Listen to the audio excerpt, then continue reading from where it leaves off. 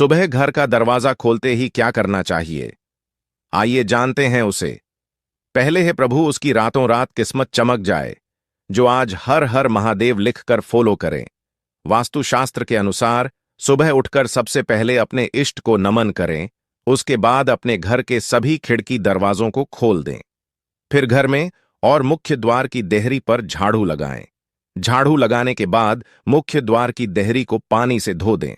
आप चाहें तो इसमें थोड़ी सी हल्दी भी मिला सकते हैं।